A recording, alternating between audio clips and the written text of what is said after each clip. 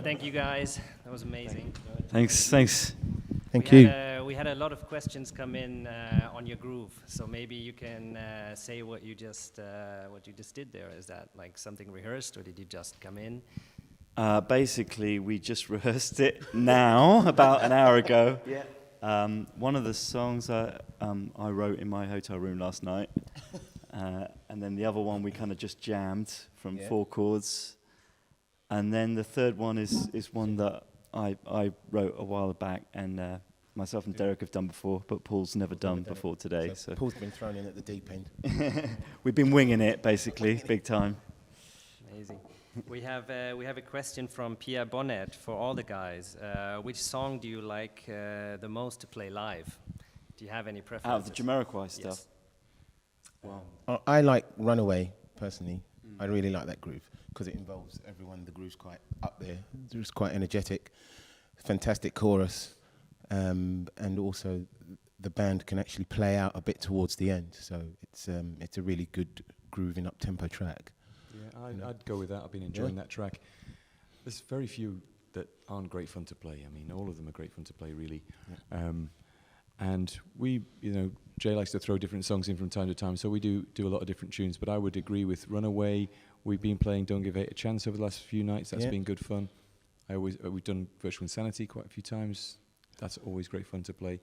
But some of the stock tunes, I mean, Little L, I love playing. Yeah. Basically the whole show. Yeah, they're all.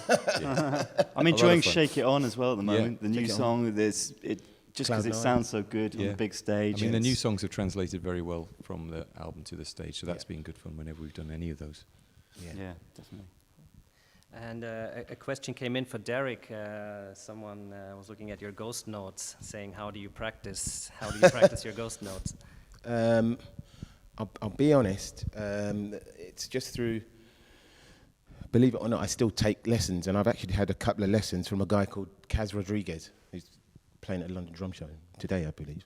And he just showed me some of the things that he's practiced.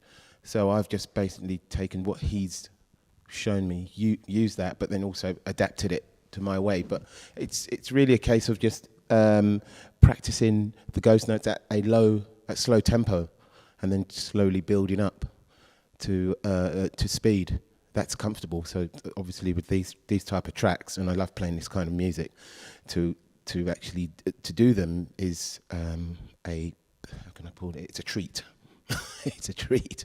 So it's just something that you just practice from slow, doing the normal rudiments and everything, and then you just build it up. Add in the accents on the first beat, first note, then the second note, then the third note, and the fourth note, and every other note needs to be a grace note, so to speak. A question came in for you, Matt, from Nico Kanakaris. Nico, yes. What album or artist got you into playing music and keyboards? Is there one? Well, that's just an interesting question. I'm trying to think what the first things I actually listened to were kind of rock things, actually, like because my older brother had records. So it was David Bowie and Jimi Hendrix and the Beatles and stuff like that. And then I started discovering soul music later on, especially when I moved into London, and then I became involved in the R&B scene in London a lot. And keyboard players. My favourite keyboard player is actually Greg Fillinganes. Who's not really probably the most famous keyboard player, but you've heard him on so many records. He's on everything, and he's just so tasteful and inspiring, And I'm more inspired about how someone's playing fits into a song. I'm more interested in the song, really, than individual musicians. So that's a very convoluted answer to a simple question. But, I think, from what we're doing here, obviously I'm inspired by Herbie and Stevie Wonder like everyone else, Yeah. A question came in from Mark O'Brien for Paul. What tips do you have for a bass player who wants to progress from being a great bassist to being part of a great rhythm section? From already being an accomplished bassist to going to rhythm section and kind of taking that onto another level, if that's the question, I would say the obvious answer has to be to play with drummers and other rhythm section players all of the time. I would include Matt or keyboard players in that, obviously percussionists and guitar players like Rob, who have such great rhythm. But playing, it's a case of really trying to always be able to adapt to whatever rhythm section you're playing in, and immediately kind of find a way to fit in with a different drummer, or fit in with the same drummer and really perfect that so that you end up just sounding like a really great unit. I don't necessarily go along with the thing of practicing with a metronome all of the time. It's a good source of practicing your timekeeping, but you also need to practice without a metronome to develop your time, an internal clock. But I think when it comes to playing with other rhythm sections or other drummers and becoming a part of a great rhythm section, it's really about listening and trying to make sure that you kind of find the places that you should just fit in. And it doesn't mean sitting on the back of the beat. If the drummer's sitting on the back of the beat, that might mean kind of holding the line or holding it back if the drummer's pushing it. You just need to kind of find those places that make you feel like you want to dance or that the music has the right feel. So you just kind of slot in like that. And it's always just through lots of listening to good music and playing as much as you can. Cool. Technical question for you, Matt.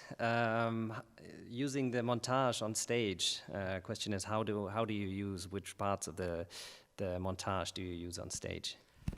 Well, the great thing about the montage is the scenes for me, really, on stage, because whereas before, mid-song, you'd have to fumble on a screen to find another patch.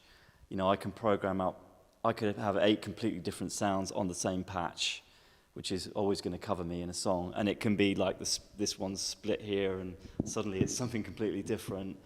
So that's really handy.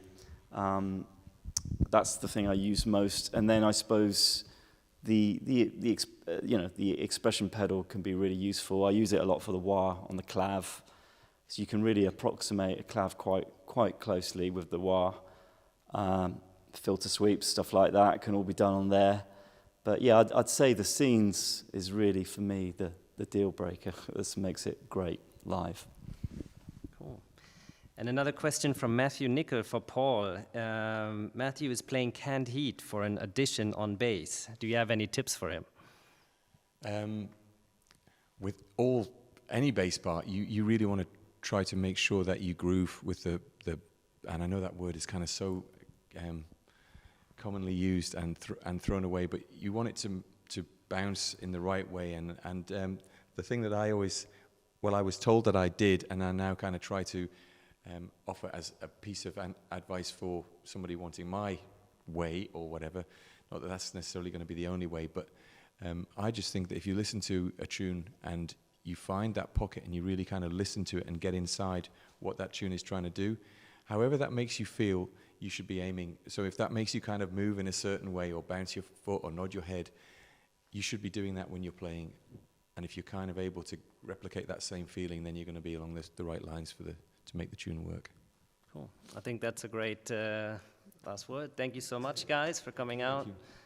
And have a great time on tour to Europe. Thank you. See you. Bye.